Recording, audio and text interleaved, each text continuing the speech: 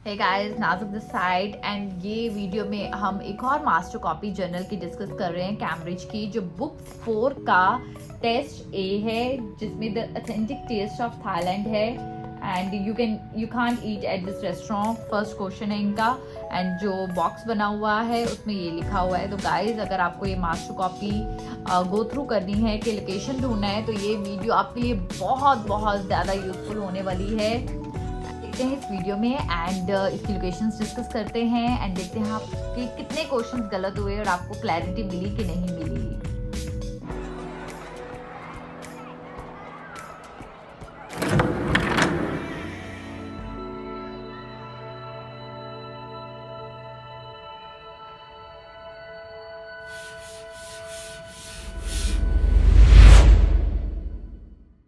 Cambridge की एक और रीडिंग करने जा रहे हैं एंड गाइस, आंसर्स हमने ऑलरेडी आपको मेंशन कर दिए हैं। So first answer is B, second answer is A, third answer is E, fourth answer is C, fifth answer is A. तो चलिए अब आपको लोकेशन बताते हैं, लोकेशन कहाँ पे है। तो फर्स्ट वाला कहता है you can't eat at this restaurant on Monday evening. आप मंडे इवनिंग को यहाँ पे नहीं खा सकते हो। तो मंडे इवनिंग की बात, हमारे पास कीवर्ड हमने ढूंढना है, तो इवनिंग कहाँ पे लिखा है। तो गाइज, इवनिंग अगर आप देखोगे तो इवनिंग यहाँ पे लिखा है। इवनिंग की बात कि आप इवनिंग यहाँ पे देखो एंड यहाँ पे आपको कहीं पे इवनिंग दिख रहा है, तो यानी कि हमें क्लियर हो गया कि आंसर हमारा जो 1 का था वो बी है। Second, you can have a meal here in peaceful country surroundings. कहता है कंट्री सराउंडिंग्स में यू कैन हैव। अब यहाँ पे देखिए, the restaurant hotel set in 40 acres of scenic woodland. तो यहाँ पे बताया हुआ है कि सीनिक वुडलैंड है, इतने एकड़ में है, तो ऑब्वियसली पीसफुल कंट्री सराउंडिंग्स है, तो दैट्स वाई सेकेंड का आपका ए आया। Then your third, you can eat here on a Sunday night. कहता संडे नाइट को आप खा सकते हैं यहाँ पे। तो हम अपने संडे नाइट देखेंगे, संडे नाइट कहाँ पे लिखा है। तो वेरी स्विफ्टली हमने स्कैन करना है इसको, Sunday Sunday Sunday Sunday Sunday Sunday, अरे यहाँ पे संडे लिखा है, तो संडे 5 to 11 PM यहाँ पे लिखा है, तो दिस इज द आंसर। ठीक है जी। उसके बाद हम फोर्थ वाला देखेंगे। फोर्थ वाला कहता है you can have your order delivered for an extra fee. कहता है आप अपना एक्स्ट्रा फी के साथ जो ऑर्डर है वो डिलीवर करवा सकते हैं। तो डिलीवरी का अगर हम देखें तो यहाँ home delivery service with in 4 mile radius और टेक अवे स्मॉल चार्ज छोटा सा फी दे दीजिए आप। तो इसमें ये लिखा हुआ है, right. Then our fifth, you can have dinner here and then stay at night. आप यहाँ पे खाना खा सकते हो और यहाँ पे रुक सकते हो। तो स्टे एट नाइट गाइज, बहुत ही ज्यादा अगर हम देखें, लग्जरी अकोमोडेशन अवेलेबल। कहता है लग्जरी अकोमोडेशन अवेलेबल है, मतलब स्पेशल सर्विसेज आपको दे रहे हैं ना। है तो रेस्टोरेंट है, होटल्स है, खाने के लिए है, बट लग्जरी अकोमोडेशन है कि आप रुक सकते हो। लग्जरी अकोमोडेशन, अकोमोडेशन का मतलब रह सकते हो, तो लग्जरी अकोमोडेशन इज हियर। तो ये आपका फिफ्थ का आंसर है। तो इसी के साथ हमारे 1 to 5 हो गए। अब हम नेक्स्ट देखेंगे। ऑल राइट, नेक्स्ट हमारा 6 to 14 का आंसर है। 6 का सी, 7th का डी, 8th का बी, 9th का बी, 10th का ई, 11th का डी, 12th का ए, 13th का बी एंड 14th का आपका है डी। तो चलिए अब देखते हैं कि ये आंसर्स आपके कहाँ पे इनकी लोकेशंस हैं। तो सबसे पहले हम बात करते हैं आपके 6th वाले की। कहता a friendly greeting awaits new members. A friendly greeting, अब कहते हैं इनमें से किस पे बात की गई है। तो फ्रेंडली ग्रीटिंग्स अगर हम देखें तो यहाँ पे बात की गई है we guarantee you a warm welcome. मतलब कुट के जफी पालांगे आप बहुत प्यार नाल मिलांगे। तो वार्म वेलकम मतलब अच्छा मिलना। तो दैट्स वाई इसका आंसर आपका सी आया था 6th का। 7th देखते हैं, सम रेलिवेंट स्किल्स आर प्रेफर्ड। कहता है रेलिवेंट स्किल्स प्रेफर करते हैं, तो 7th का आंसर इज हियर। कहते हैं ability to write head and previous experience in choral singing is desirable although not essential. Some relevant skills are preferred, prefer की जाती है कि अगर आपको ये हो, एसेंशियल नहीं है पर प्रेफर हम करते हैं फिर भी ये चीज। तो दैट्स वाई आपका जो है कोरल बच्चा होता है vocal singing is desirable, although हालांकि इसेंशियल नहीं है, बट यस वी रेफर। ठीक है जी, तो ये आपका 7th का आंसर आया। अब वोकल से आप कंफ्यूज हो जाओगे कोरल से।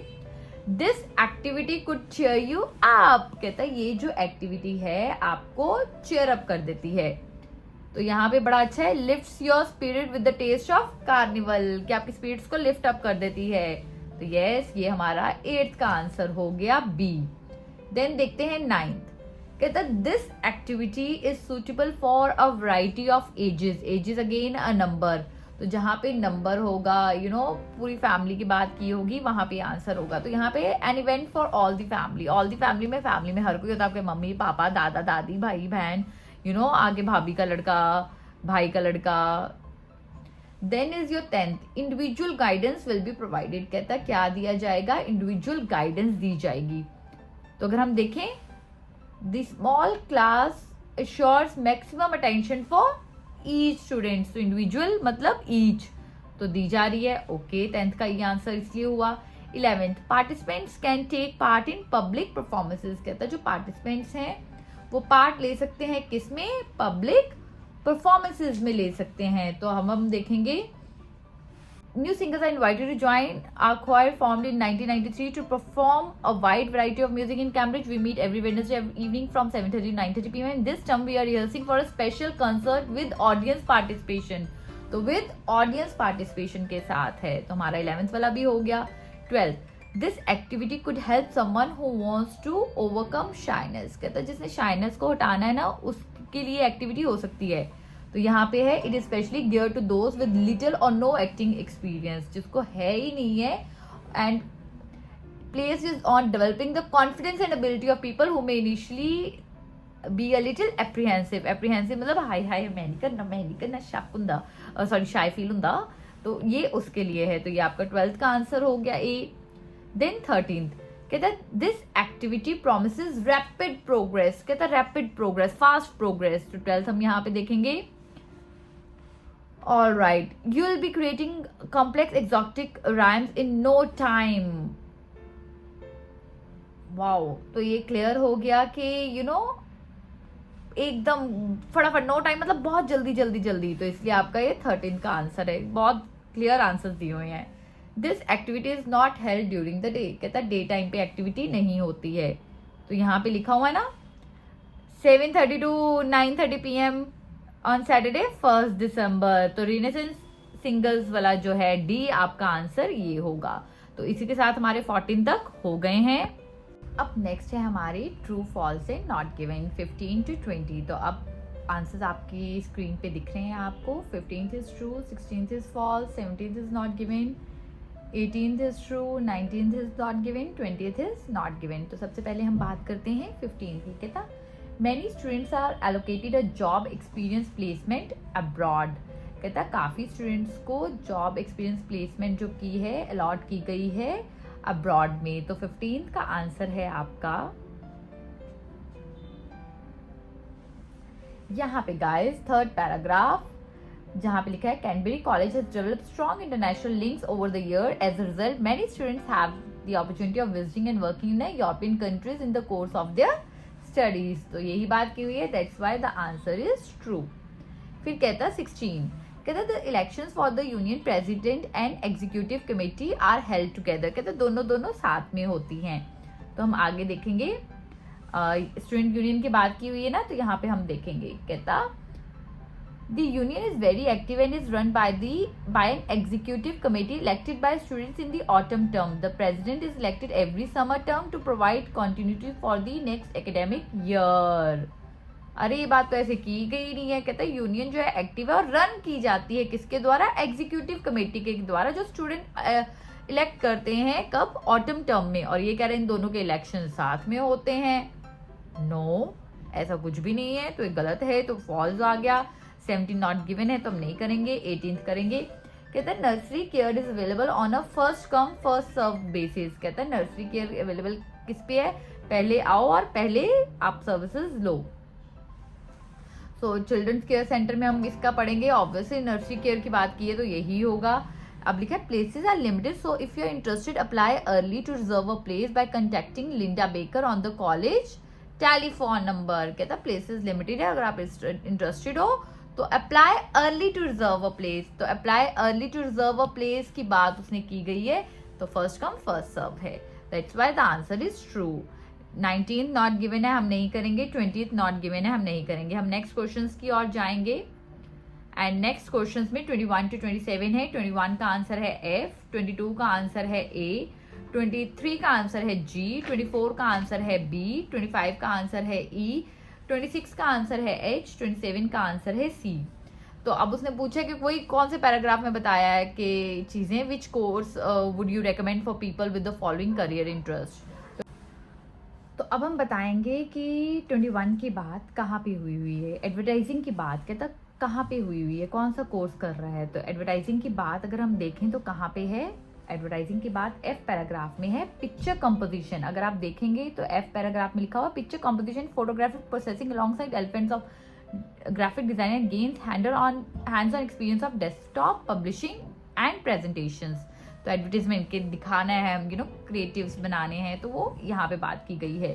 That's why the answer of advertising is F। Then is TV production. कहता टीवी प्रोडक्शन की बात कहाँ की गई है। टीवी प्रोडक्शन की बात अगर हम देखें फर्स्ट पैराग्राफ में हमारी की गई है, enable students to experience performing art in the media at a basis level। और आगे हम देखें working phenomena company in either performing और technical role वो pursue कर सकते हैं। तो that's why आपका इसका आंसर कोर्स A है आपका नेक्स्ट का 22 का। देन 23 G आर्किटेक्चर की बात कहाँ की गई है। तो G हमारे पास दिया हुआ ना, this course is designed to provide introduction of to the construction industry. Construction industry मतलब बनाने वाली, तो आपका G का यहाँ पे आंसर दिया गया है। नेक्स्ट है कंपनी मैनेजमेंट। कहता है कंपनी मैनेजमेंट का कोर्स कहाँ पे है, हम यहाँ पे करेंगे business related skills and comprehensive knowledge of business practice. तो यहाँ पे दिया गया है 24th का, very easy. Then 25 working with the disabled. कहता है डिसेबल्ड के साथ काम करना। कहता है this course give a foundation for a career in caring for children, the elderly और people with special needs. Special needs यही होती है ना कि स्पेशल केयर जिनको देना होता है, तो इनका आ गया डिसेबल्ड जो काम नहीं कर सकते। कहता है सेक्रेटेरियल टास्क कहाँ पे होगा, हमारा कोर्स H में है गाइज। मेरे पास इसमें प्रिंट आउट नहीं है, तो आपके उस पे H पे फर्स्ट लाइन पे लिखा हुआ है the qualifications gained and the skills developed on this course will provide a good basis gaining for employment in office work. तो सेक्रेटेरियल वर्क आ गया। 27 इज ब्यूटी थेरेपी, ब्यूटी की बात, ये तो सबसे इजी है लोगों के लिए। This course provides progression to a range of higher levels and units will include maintaining employment standards, salon management duties, providing facial massage and skin care। तो ब्यूटी की बात की गई है। तो इसी के साथ हमारा ये वाला क्वेश्चन 21 to 27 भी हो गया। करेंगे 28 to 40 की the history of early cinema. तो 28 to 40 में सबसे पहले हम 28 to 30 क्वेश्चन करेंगे। कहता which 3 possible reasons for American dominance of the film industry are given in the text. कहता कौन सी 3 बताई गई हैं। तो आंसर्स हमने ऑलरेडी मार्क किए हुए हैं A, D एंड F। तो चलिए देखते हैं location A, D and F की। सो अगर आप देखेंगे 28 to 30 की जो लोकेशन है वो है सेकंड पेज पे, जहाँ पे हॉलीवुड वाला पैराग्राफ है।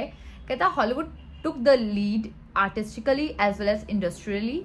Hollywood films appealed because they had better constructed narratives। So better constructed narrative है, their special effects were more impressive and the star system added a new dimension to the screen acting.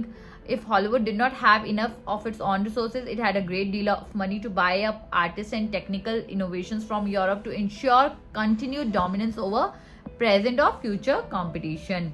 तो अगर हम बात करें यहाँ पे option है plenty of capital to purchase what it didn't have। तो ये ऑलरेडी उन्होंने मेंशन किया हुआ है। It had a great deal of money to buy up artists and technical innovations। तो उनके पास ये चीज है। तो ये हमारा आ गया 28 का आंसर। देन वो कहता है well written narratives, already we have read that because they are better constructed narratives. Yes. Next is excellent special effects, we have already read that continue dominant over present or future petitions. And the star system added a new dimensions. Their special effects were more impressive. Special effects की भी बात की गई है, तो this is your 30th. तो इसी के साथ हमारे तीनों हो गए. वर्ल्ड वार की बात नहीं की गई थी, बीइंग फर्स्ट की बात नहीं की गई थी, फीरियस इश्यूज की बात नहीं की गई थी, इसलिए तीनों आंसर्स नहीं होंगे. इन क्वेश्चंस को देख के डरना नहीं है, very easy. Next is 31 to 33. 31 का आंसर है कार्टून सीरियल्स, 32 का आंसर है कॉमेडी स्लैपस्टिक्स, 33 का आंसर है एवेंगार्ड फिल्म्स. तो हम पहले 31 का देखेंगे, जिसमें दोनों आपको ऑप्शंस लिखनी जरूरी है, बिकॉज इन्होंने 2 लिखा है. तो कहता है विच 2 types of films were not generally made in journal studios. कहता है जर्नल स्टूडियोज में कौन सी फिल्म्स नहीं बनी है. तो 31 का हम इस पैराग्राफ में देखेंगे. None of this would happen without technology वाले पैराग्राफ में. एंड अगर आप देखेंगे तो यहाँ पे लिखा हुआ है नीचे से तीसरी line, the making of cartoons became a separate branch of film making generally practice outside the major studios and the same was true of serials. Serials के साथ भी ट्रू है. तो क्लियर है आपको 31, तो दोनों की बात की गई है. Then is your 32. कहता which type of film did America develop in both short and features film. Short and feature film की बात की गई है. कहता कौन सी अमेरिकन में ये की है. कहता from early cinemas it was only American slapstick comedy that successfully developed in both short and feature format. तो हमने यहाँ पे लिख दिया कॉमेडी स्लैपस्टिक. तो अमेरिका ऑलरेडी लिखा हुआ है, तो हम नहीं लिखेंगे. कहता which type of film started to become profitable in the silent period. कहता साइलेंट पीरियड में कौन सी फिल्म प्रॉफिटेबल रही, तो हम उसी पैराग्राफ में देखेंगे. ऑल राइट, तो हम यहाँ से शुरू करेंगे.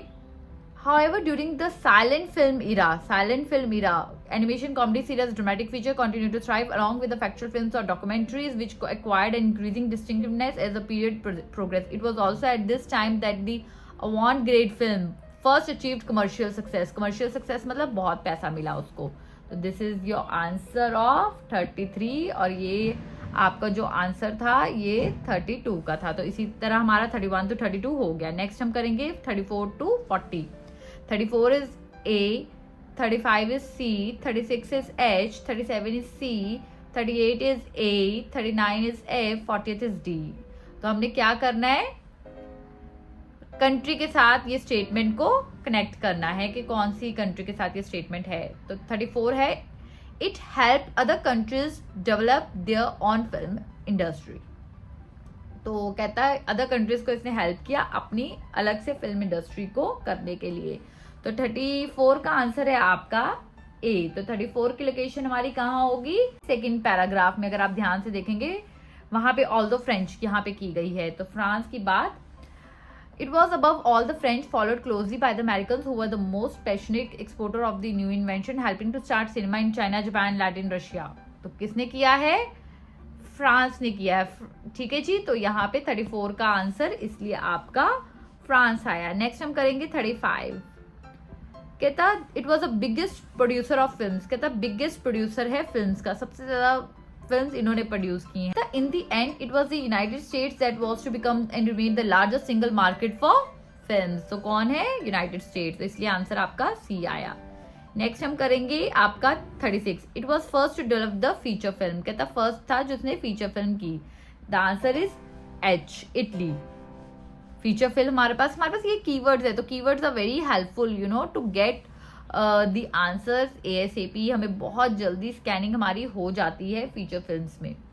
Okay, the Italian industry which had pioneered the feature film with spectre film like Quo वाडिस. तो यहाँ पे हमारा आंसर आ गया. Then it was responsible for creating stars. कहता स्टार्स को क्रिएट करने के लिए रिस्पॉन्सिबल थे. तो कौन है, star system. Star system Hollywood ने किया. हॉलीवुड मतलब USA. तो USA ने स्टार सिस्टम शुरू किया. तो that's why the answer is USA. Next is 38. It made the most money from avant-garde films. कहता अवांट-ग्रेड से सबसे ज्यादा मनी इन्होंने बनाई. तो आंसर इज ए, फ्रांस ने बनाई. ये यहाँ पे ऑलरेडी लिखा हुआ है, हमने यहाँ पे किया था. तो ये हमारा 38 का आंसर है. यस. देन हमारा 39, it made movies based more on its on culture then outside influences. कहता आउटसाइड इन्फ्लुएंसेस ज्यादा इन्होंने अपने कल्चर की बनाई। किसने? जापान ने। तो हम यहाँ पे अदर कंट्रीज के बारे में पढ़ेंगे। The other countries of cinema changed dramatically are Britain, which had an increasing but undistinguished history in the silent period, Italy, which had a brief moment of international fame of just for this countries, but Denmark, which played a role in development of silent cinema, quite a proportion of the population, and Japan, where cinema developed based primarily on tradition के बाद में बात की हुई है, तो Japan हुआ। Last हमारा 40th है, it had a great influence on silent movie despite it's size.